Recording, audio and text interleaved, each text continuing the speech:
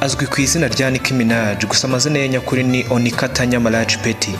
Yavukiye St James ku cyambu cyangwa se port yo muri Espagne, gusa aza gukurira muri New York City. Nick-minaj yavutse kuwa 8 Ukuboza 1982, ubwo bivuze ko afite imyaka 37. Uyu ni umuraperikazi, ni umwaktere mu mafilime ndetse anakora fashion. Nick-minaj yasohoye alubumu ye ya mbere mu 2008 ayita Beat Me Up Scotty.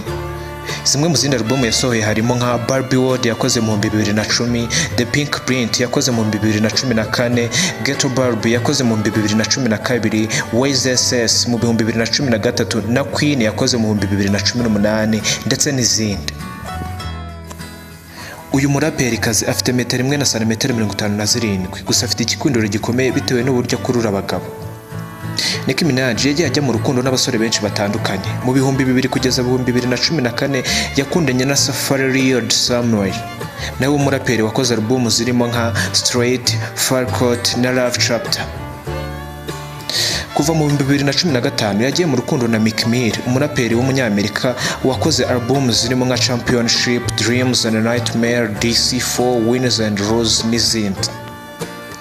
Mu 2019 Nick-minaj yakoze ubukwe na Kenneth Petty nyuma yo guteretana umwaka wose bikarangira bakoze ubukwe.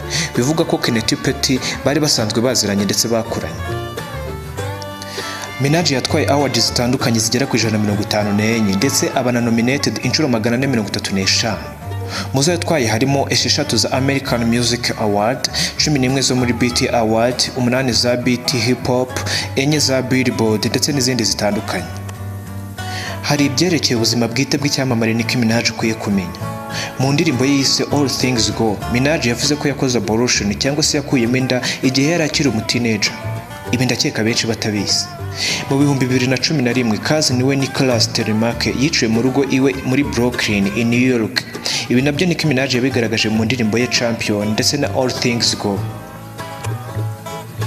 Hari zimwe muri filime Nick-minaj yagaragayemo, izo dusangamo nka Ice Age yakinwe mu 2012, The Other Woman yakinwe mu 2014, Barbershop cyangwa se The Next Cut yakinwe mu 2016 na Angry Bird Movie yakinwe mu 2019. Uyu muhanzikazi ni umwe mu bakunzwe cyane ku isi yose bitewe n'uburyo abakora flows we niza ndetse kandi akaba anateye neza ku buryo bukurura abagabo benshi bakamufana ari cyo bakurikiye.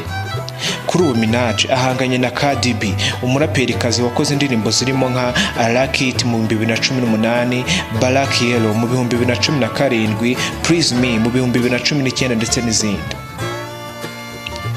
Uramutse wifuza kumenya ubuzima bwiza cyangwa se amateka y'ibyamamare runaka, twandikire muri comment tubashe kuzikugezaho. Mwari kumwe na Blaze, iyi ni OG TV show.